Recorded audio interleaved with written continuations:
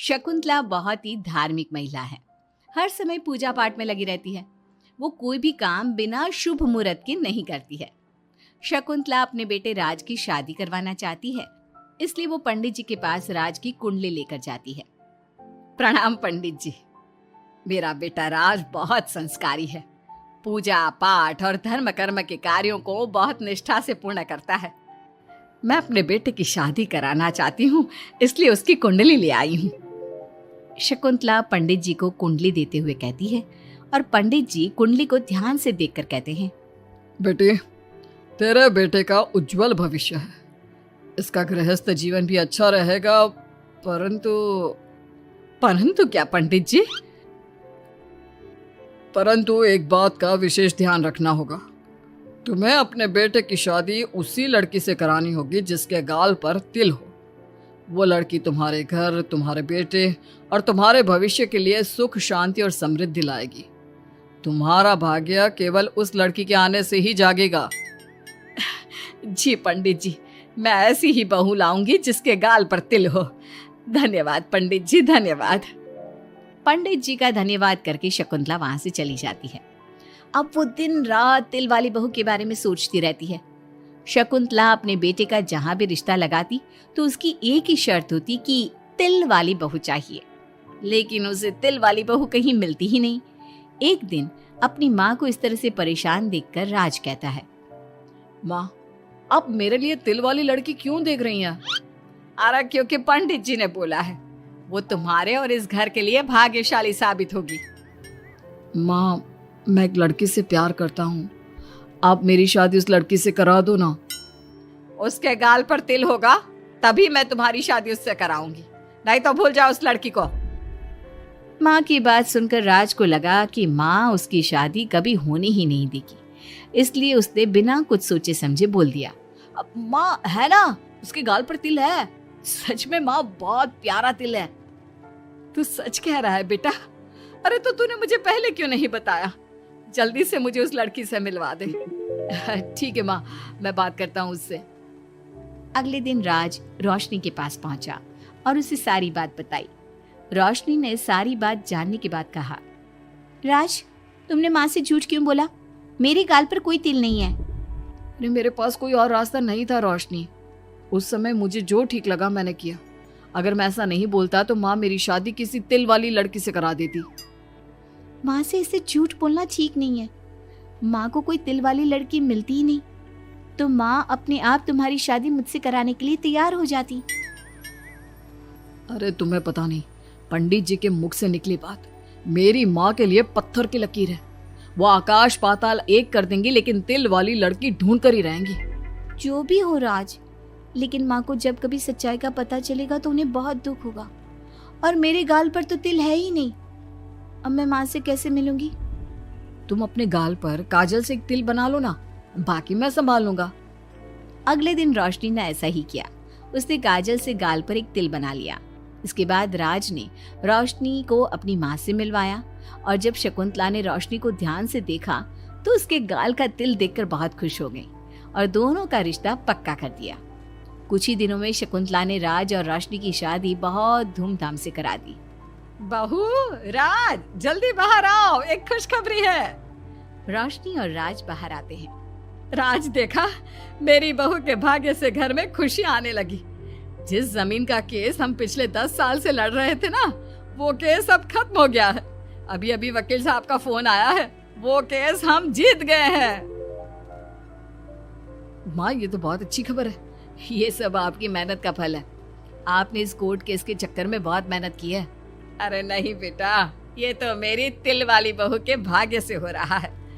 पंडित जी ने बिल्कुल सही कहा था। शकुंतला रोशनी को बहुत प्यार करती है, लेकिन रोशनी के मन में दुख होता है। वो सोचती है, माँ मेरे झूठ को सच समझ रही है। अगर माँ को ये पता चल गया कि ये तिल नहीं काजल है तो उन्हें कितना दुख होगा। मैं आज ही राज से बात करूंगी कि वो माँ को सारी सच्चाई बता दे। शाम को राज घर आता है तो रोशनी राज से कहती है, राज, हमें माँ को सारी सच्चाई बता देनी चाहिए। घर में कुछ भी अच्छा होता है तो माँ को लगता है कि सब मेरे गाल के तिल की वजह से हो रहा है। तुम्हारे गाल की तिल की वजह से कुछ नहीं हो रहा, लेकिन हाँ, तुम्हारी वजह से हो रहा है। तुम इस घर में लक्ष्मी का रूप लेकर आई हो। सब बात ठीक है राज, लेकिन मैं माँ से और झूठ नहीं बोल सकती। मैं कल ही उन्हें सब कुछ सच सच बता दूंगी। नहीं रोशनी, अभी हम कुछ नहीं बता सकते। अभी हमारी शादी को ज्यादा दिन भी नहीं हुए। तुम माँ के दिल में अपने लिए थोड़ी और जगह बना लो, उसके बाद में पक्का मैं ही माँ को सब कुछ बता दूंगा। इस तरह से दिन गुजरने लगते हैं और शकुंतला के घर में खुशियों का आना लगा रहता है। शकुंतला अपनी बहू से बहुत प्यार करने लगी थी। एक दिन शकुंतला रोशनी के कमरे में गई। बहू, ओ बहू, कहाँ है तू?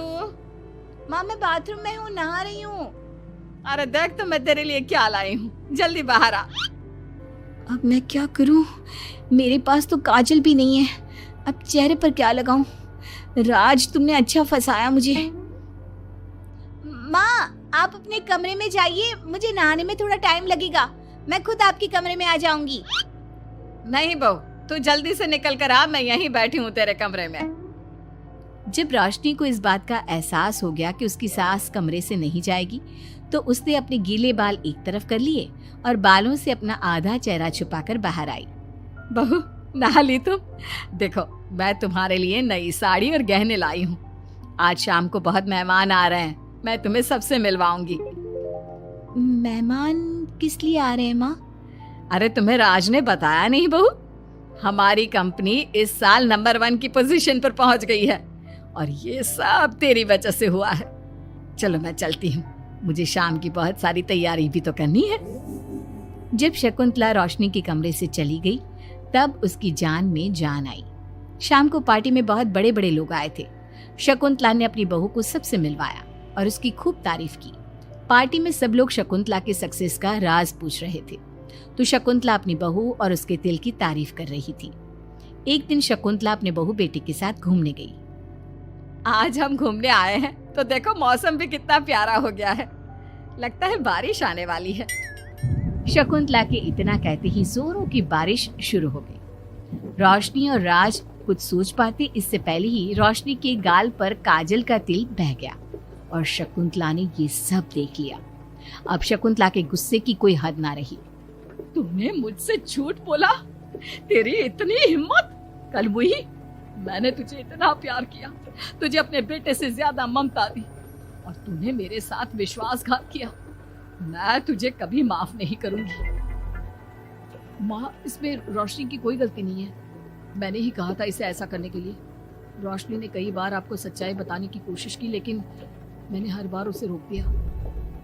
क्या तूने कहा था? क्यों किया तूने ऐसा? कितना बुरा दिन था वो जब मैंने तुम दोनों की शादी करवाई और तुझे शर्म नहीं आई अपनी माँ को धोखा देते हुए? तो माँ मैं और क्या करता? अब तो पीछे ही पड़ गई थी तिल वाली बहू के। आपको कोई लड़की भी तो नहीं मिल रही थी और मैं रोशनी को बहुत प्यार करता हूँ, उसके बिना नहीं रह सकता।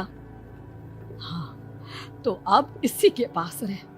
मैं तुम दोनों की शक्ल नहीं देखना चाहती। ले जा इस झूठी और मनहूस लड़की को मेरे सामने से।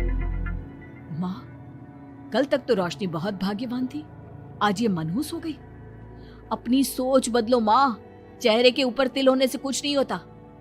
आपने देखा नहीं, रोशनी के घर आते ही हमारे सारे काम पूरे हो गए। आज हमारी कंपनी नंबर 1 है। अब कब अंधविश्वास करना छोड़ोगी? बेटे के इतना समझाने पर माँ को समझ में आ जाता है कि वो गलती कर रही है। शकुंतला अपने बहू बेटी को लेकर घर आ जाती है। अगले दिन शकुंतला रोशनी के गाल पर काजल से एक तिल बना देती है। राज और रोशनी शकुंतला को बहुत हैरानी से देखते हैं। तब वो कहती है, ऐसे क्या देख रहे हो तुम दोनों? ये तिल नहीं, काला टीका है, ताकि मेरी बहू को किसी की नजर ना लगे। शकुंतला की बात सुनकर सब हंसने लगते हैं।